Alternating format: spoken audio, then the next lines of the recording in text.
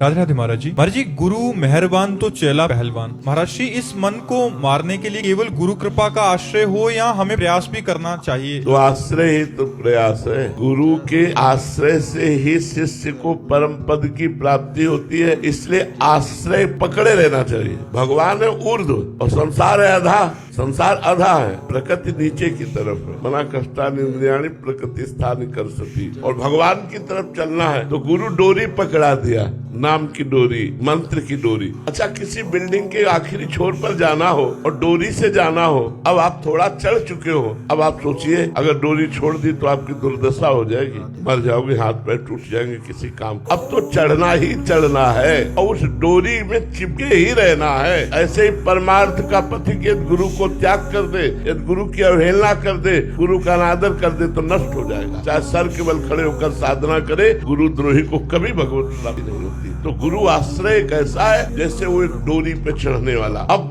बस केवल डोरी ही सहारा है, वो अगर छोड़ा तो मरा। ऐसे गुरुदेव का आश्रय ही केवल सहारा है तो सुख पूर्वक भवसागर तर जाएगा। जिसने गुरुदेव को ऐसे पकड़ा जैसे बिल्डिंग के आखिरी छोर पर जाने के लिए केवल डोरी ही सहारा है और डोरी पे चढ़ रहा है, अब नीचे उतर नहीं सकते क्योंकि उतरना श्रम होगा। ऊपर लक्ष्य पे पहुंचना है, छोड़ सकते नहीं, तो बस चढ़ना ही चढ़ना है। ऐसे गुरु को पकड़ लो। गुरु देते हैं डोरी, नाम की डोरी, सूरत की डोरी, मंत्र की डोरी। रात दिन नाम मंत्र जपना गुरु का आश्रय है। गुरु का आश्रय का मतलब क्या है? अब आप कहते हो हमारा प्रयास नहीं, हम तो गुरु के भरोसे बैठने वाला आलसी और कायर होता है। बहुत परिश्रम करना है, पुरुषार्थ अपना और कृपा गुरुदेव की। जो पुरुषार्थहीन होते हो कभी कृपा पात्र बन ही नहीं सकते। मन क्रम वचन छाण चतुराई, भजत कृपा करी है रघुराई। खूब पुरुषार्थ युक्त रहो, रात दिन पुरुषार्थ युक्त रहो। देखो, अभ्यास जैसा बना लोगे वैसा बन जाएगा। अगर श्रम नहीं करोगे, परिश्रम नहीं करोगे, पुरुषार्थ नहीं करोगे तो तुम कृपा का अनुभव नहीं कर सकते। कायर पुरुष कभी कृपा का अनुभव नहीं कर सकता। पुरुषार्थ आपको करना पड़ेगा। पुरुषार्थ गुरु प्रदत्त साधना और